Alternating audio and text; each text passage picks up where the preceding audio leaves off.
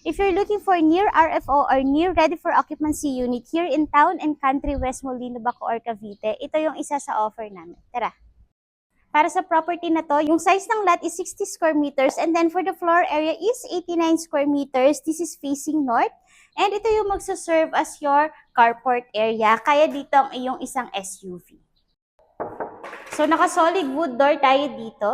And pagpasok mo, ayan, open layout tayo. So, ito yung magsaserve as your living or receiving area. And then dito naman yung iyong dining area. Included sa package yung ating mga pin lights and as well as yung ating center light dyan. For our kitchen area is included yung ating overhead and under counter cabinets and okay din naman yung ating stainless sink. And dito tayo. And this is our powder room dito sa ground floor. So, complete set of fixtures tayo with lavatory. Meron tayo ditong water closet and meron din naman tayong faucet sa area na yun. And dito sa likod na part, meron pa tayo ditong maid's room. O kaya naman, pwede mo pa rin naman siyang i-utilize as additional room or home office. And then dito sa bandang kanan, ito yung ating service area. Welcome naman dito sa ating second floor. Dito sa second floor, meron tayong total of 2 bedrooms. Unahin ko ito. And this is our first bedroom and may provision ka dito for your window type aircon.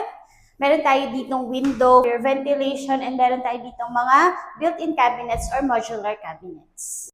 And then dito sa area na to, ang maganda dito, ang isa sa nagustuhan ko sa unit na to is magkabukod yung ating shower area and then dito naman yung ating water closet, diba? So, pwedeng halimbawa may naliligo din tapos din naman yung iyong water closet nga.